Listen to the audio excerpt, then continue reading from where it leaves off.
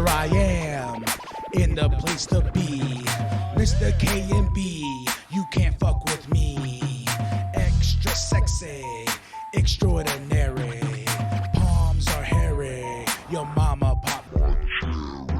What up, yo? K and B, the Sexy Ninja, in the place to be, as always, and welcome to the Sexy Ninjacast, powered and fueled by crazyhoodiez.com. All designs exclusively made by Big Daddy himself. He's a big supporter of the Sexy Ninjacast. He's a huge supporter of me. I don't know what I would do without him. You should go check it out. Also, go check out his podcast, Big Daddy Forever. He's got some great stuff, especially on his solo YouTube channel, Big Daddy of C Plus Studios. Go like and subscribe that. Also, like and subscribe this show. It is on the C Plus Studios feed if you're listening on Spotify, Apple Music, any Audible, anywhere you get a podcast and listen to it. You can subscribe to the C Plus Studios feed, and it'll come with all types of goodies. But this show, exclusively, the Sexy Ninjacast, drops every Sunday.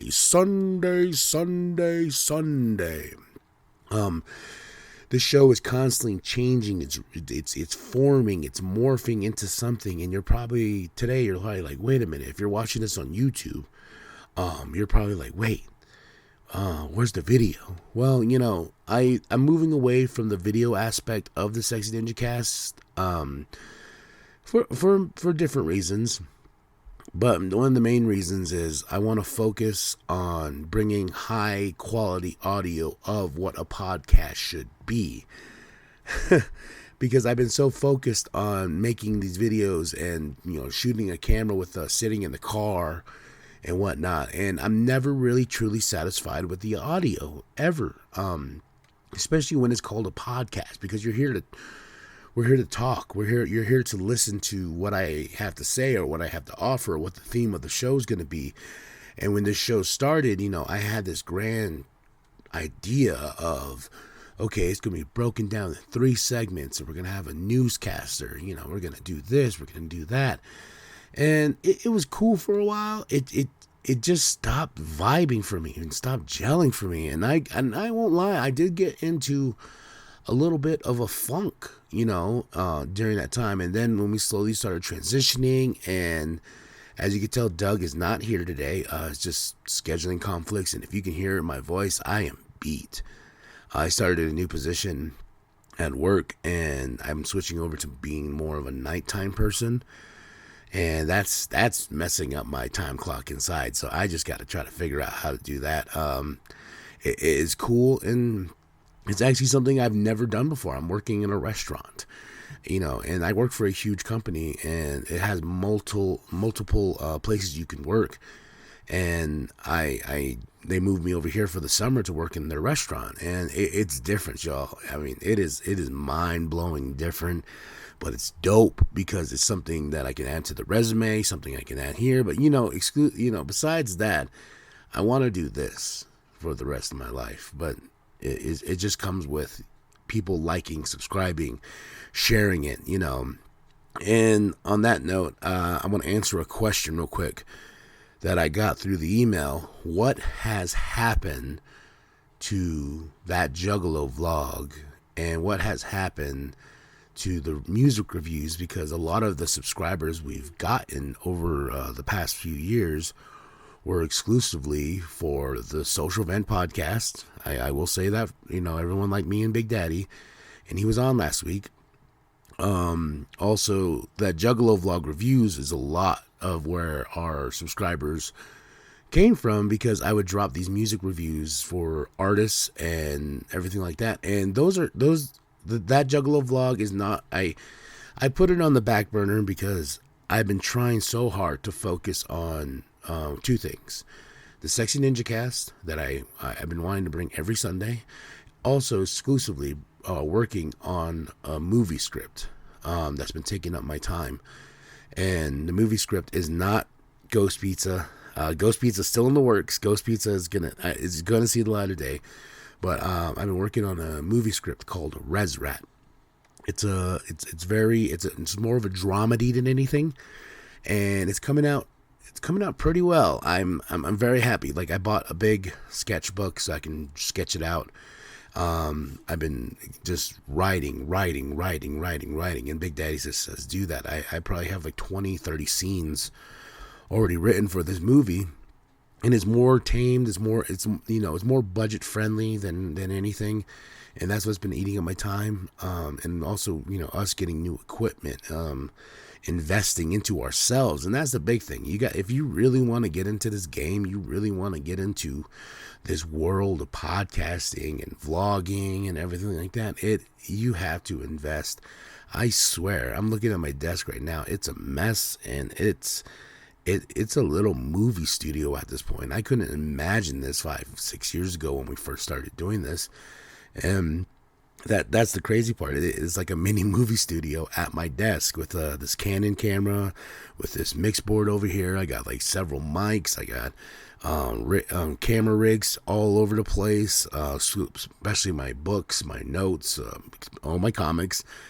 And that Juggalo vlog will see the light of day.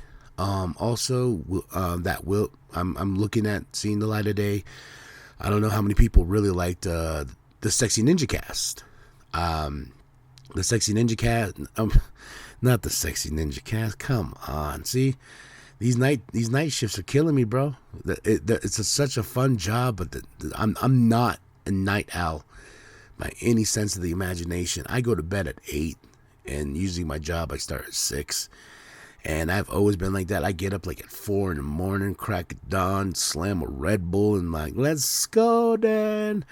So, I mean, I'm backtrack.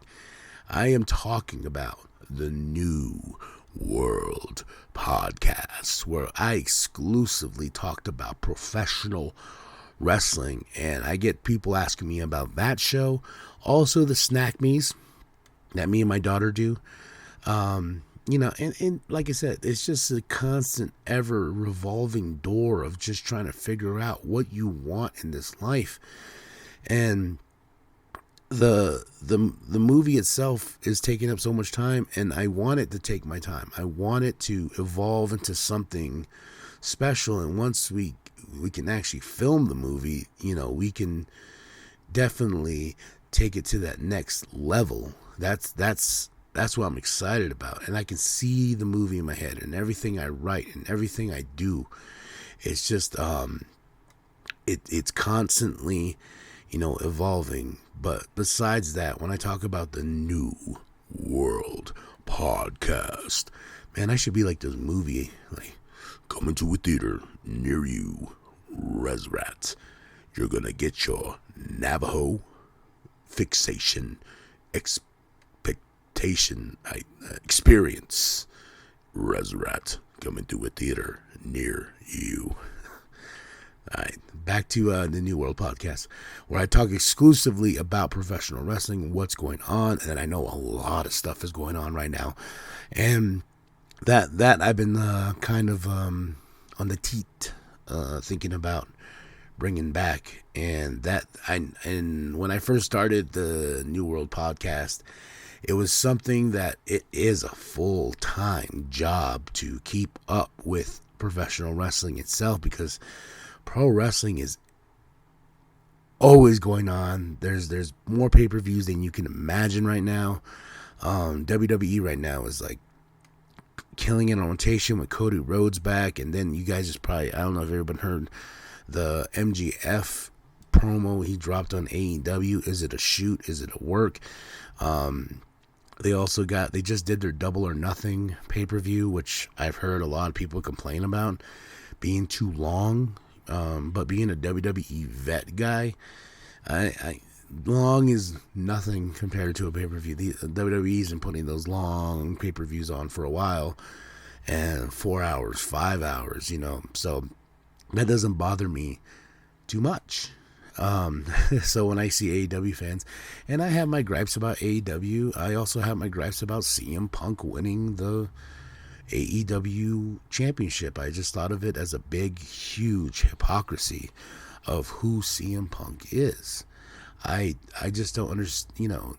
AEW, when it first started, it was something that was supposed to revolutionize the business. It was something that's supposed to ever evolve professional wrestling itself. Young Bucks, Cody, Kenny, Hangman Page, these young guys who had this desire to take that to the next level. And, there's much more talent on that roster.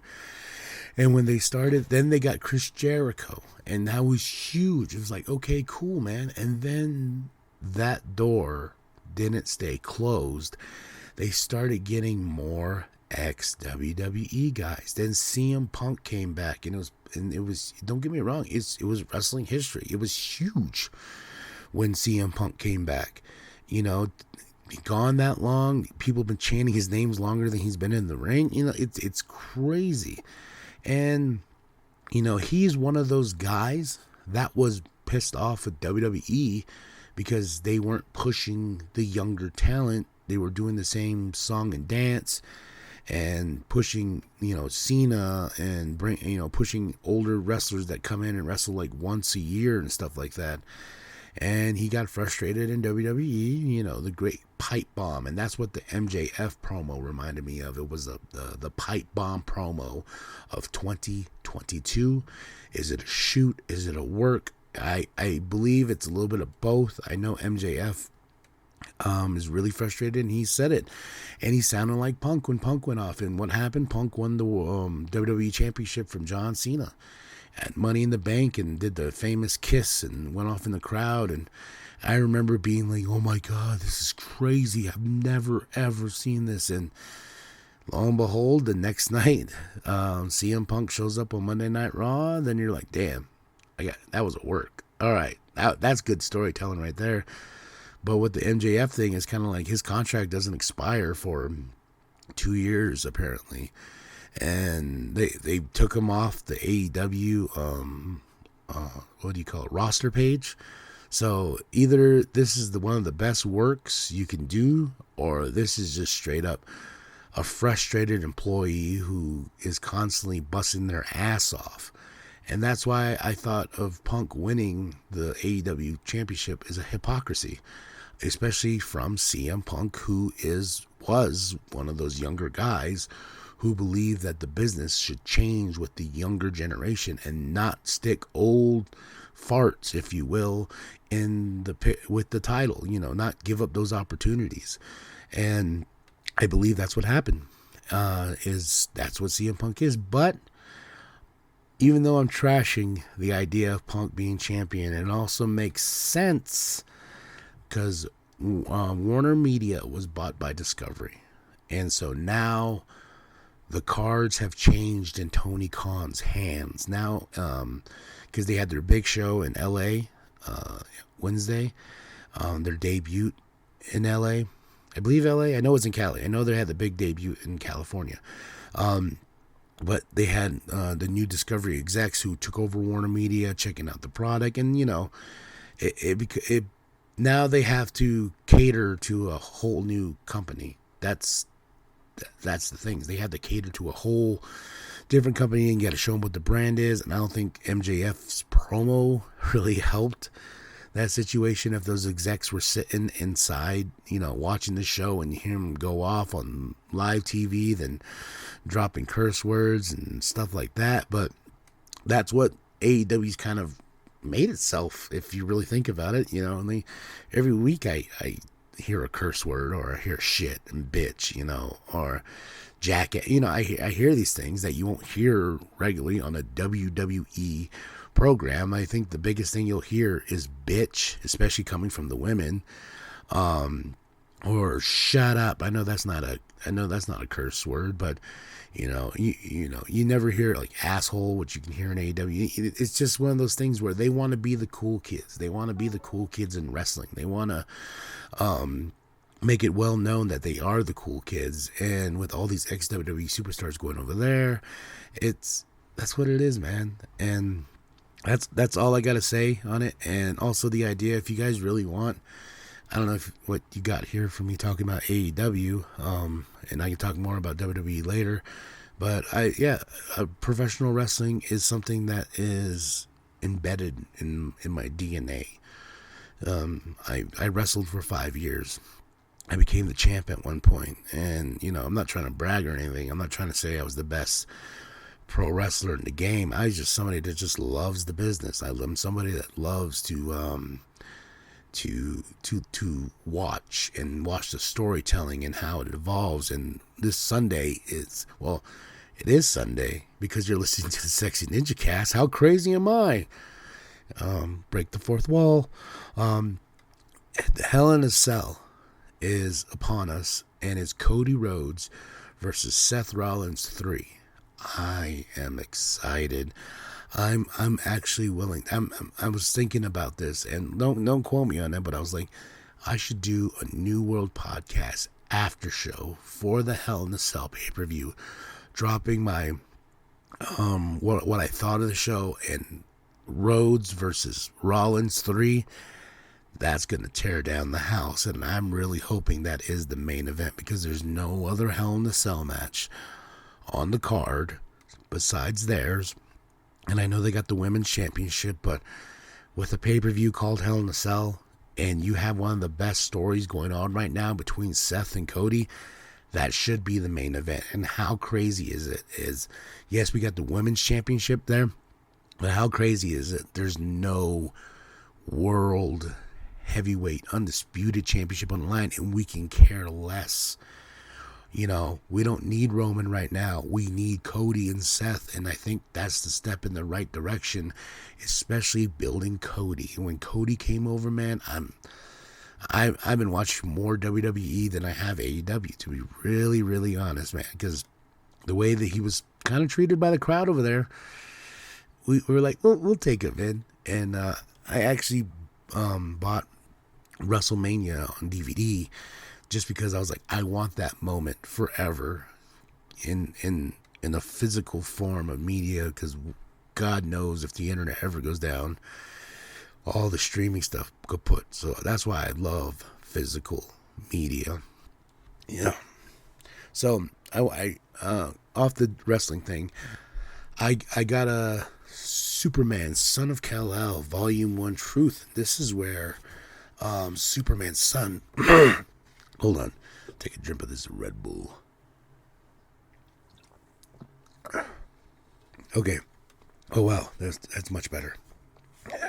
See, guys, I told you, work is taken out of me. But I came across something which I forgot about, and I'm trying to catch up on my comic books, but Superman's son took over the actual role of Superman for Earth, and Kal-El, he's off with, I believe he's in like on War World or something like that. So I'm trying to catch up on that storyline.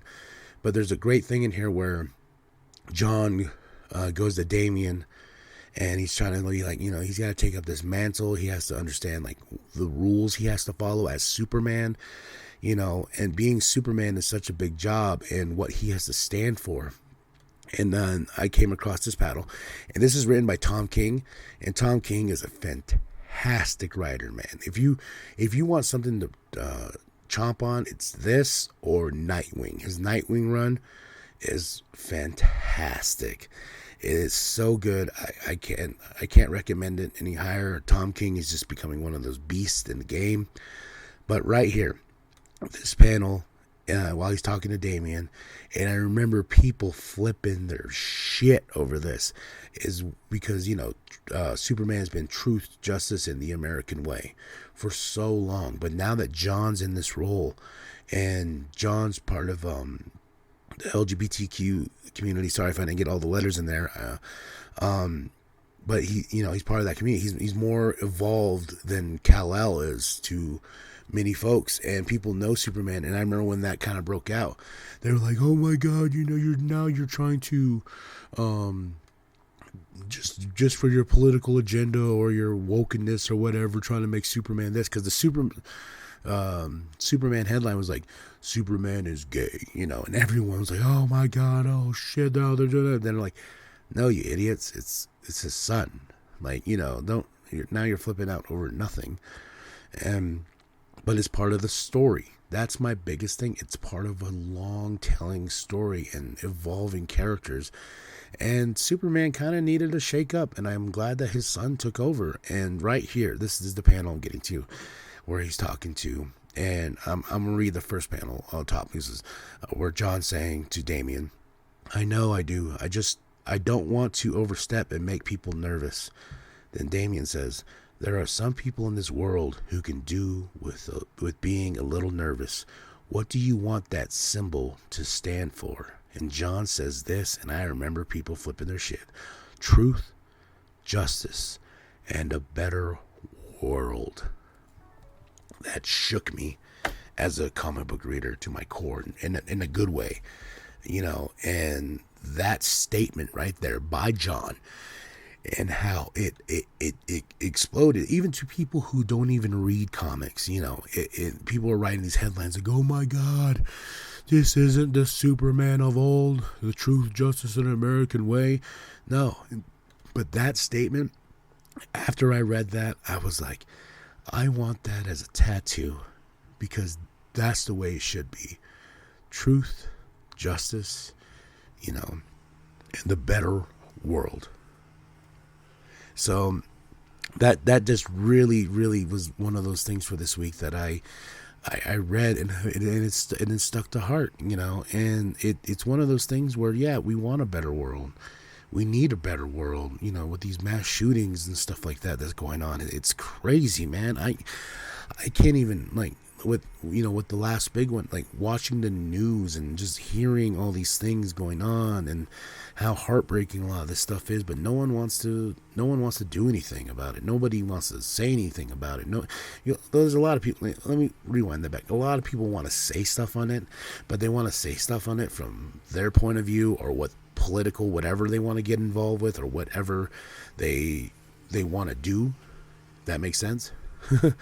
Or it's not about fixing a problem. It's about, okay, well, I'm right, you're wrong, you're right, you're wrong. It's a back and forth, and then it's just going to fade away. Then it's going to happen again, and then we're going to kind of just go back into this whole rotation, and it's just not going to get fixed. And if you hear a little bit of a zzz in the background, that's somebody cutting our lawn at our apartment complex. I'm not that fancy. I made it sound fancy. I'm like, oh yeah, we got a guy that cuts our lawn. No, it's for the apartment complex. Yeah, so and it's just it's crushing to think that, but heartbreaking to think that in a way, especially in this country. But it becomes that. It becomes that notion of, will there ever be change? And when I read that quote out of this book, written, and when people lost their minds, and it just kind of shows you, no one wants a better world. No one wants truth, justice, and a better world. And that's crazy, and I'm not saying everyone doesn't. I do. I just said I wanted to get that tattooed on my arm. But when that statement was made by John, this Superman, and everyone lost their mind over it, it kind of just shows you where everything is, and it's a comic book fictional character. But also, that symbol alone is everything. Symbolism, especially when it comes to Superman, and it goes to the Batman logo. Just these logos alone, you're like, hey, oh my gosh, that's Superman, that's Batman's Green Lantern, Wonder Woman, especially on the DC side, they're very big about their symbols, and Iron Man's got his symbol, Captain America's got his symbol, we got everyone has a symbol, but I don't think they're as iconic as Superman and Batman's symbol, because you can go to nowhere in the world and meet somebody who's probably never picked up a comic book or anything like that, and you can be like, they're like, Superman. You're like, yeah, Superman. But with symbolism, it's kind of like what they recently, staying in the comic book part of this conversation, it's like Punisher. The Punisher logo got a huge update in its recent run right now, and I believe Jason Aaron is writing it, and that caused a lot of commotion in the world and people who don't read comic books, because Punisher changed his logo, and that's because there's a lot of people out there who are using that Punisher logo for police officers, and with all the shootings that happen or police killing people and stuff like that. That's not what the Punisher stood for. That's not what he stands for. quite honestly, it's the complete opposite. He is about truth and justice and mauling down any person that's wrong in any way. There's no black and white. It's blood red if you're doing something bad, and with cops doing these things bad and cops backing up cops and using this symbol as theirs to be like, yeah, and Marvel took it upon themselves to be like, okay, well, that symbol is tainted on many regards, so let's go with a newish symbol for the Punisher. And it's goofy. Honestly, it's really goofy looking. I understand trying to get away from that symbol, from what it's become, and I know Marvel has sued, I believe, no, I don't believe, they've sued many of people who've used the logo over and over again, especially with police officers that put the blue and black flag into the Punisher logo and whatnot. And I feel like they should have stuck to their guns and shouldn't have changed the symbol, but maybe make a statement with the character himself, Frank Castle. But and the thing too is, even though they changed the symbol and I feel it's goofy looking, it kind of is still part of the story of why the symbol has changed. He's taking over the Hand, and he got his wife back, from the dead. That was one of the big reveals in the first issue. I believe they're on issue 3 right now. They're on issue 3 right now, and that was a huge, like, oh my gosh, you gave him everything that he's been fighting for, searching for, because he's had this great loss of his wife. His family was murdered, and everyone knows the Punisher story, and now you give him back his wife, and now it's like, what does this dude have to lose?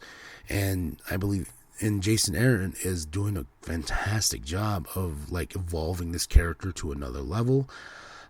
The symbol is still kind of goofy for me every time I see it, because it has like horns. It still has some reminiscence of the old Punisher logo, but now it has horns. And it's, if you want to go look it up right now, just type in new Punisher logo. Even if you don't read comic books, it's goofy. I ain't gonna lie, it's straight up just goofy looking. It's not as menacing or as dope as the original Punisher logo. And I wonder going forward, if they're going to use that new logo when they bring Punisher into the MCU, which I hope not, but because it won't make sense, because it makes sense in the comic book itself of why the symbol has changed to what it looks like, because of Frank Castle's new role in that universe, especially in the comic book universe. But doing it in the movie universe just to change it, because people are going to look at it and be like, people who never even read a comic book are going to see that in a movie and be like, that ain't the Punisher's logo. What's up with the horns? Was this devil Punisher? What's going on? So I just feel like, in the sake of things, instead of like changing the logo to make a stance on why it's being changed, they should have just stuck to their guns. They should have just been like, you know what, we're doubling down. This is what the Punisher stands for, not for what you guys made it out to be and tainted that logo to be. This is what Frank Castle stands for as the Punisher. But folded, changed, and maybe they may go back to that logo. What do I know? I could be like putting my foot in my mouth right now, and Marvel's gonna be like, ha ha ha, ha. We showed you. Yeah, so there it is, folks. That's it. That's all. Truth, justice, and a better world. That's what we need to strive for. We need to strive to take care of ourselves. We need to strive to a better world for all of us. We need to just keep evolving into being better people. We just need to just respect one another, love one another, and hopefully one day it'll all be okay. And just remember, it will be okay. It will. There's one thing I always tell everybody, especially when they go through hard times. There's always a tomorrow. There is always a tomorrow. And it looks bad now. It feels bad now. Whatever you're going through, just remember those words. There is always tomorrow. And it will be okay. And remember this, if anything, truth, justice, and a better world. Thank you, ladies and gentlemen, for listening to the Sexy Ninjacast. I am KMB, the Sexy Ninja. Back off there a little bit on the mic. Jeez. I am KMB, the Sexy Ninja, and the Sexy Ninjacast is every Sunday, powered and fueled by crazyhoodiez.com with a Z. Like and subscribe. Share with your grandma. Share with your grandpa. Share with the bum down at Walmart. And once me and Doug get our schedules fixed for this upcoming week, we will drop the next Sexy Ninja Cast. And the topic for that show is going to be really, really fun. So I just want to take it upon myself to come and talk to you guys, give you guys an update, what's going on, chit chat for a bit. And I'm going to be doing a lot more of these. And, I will be in your ears every Sunday or with Doug.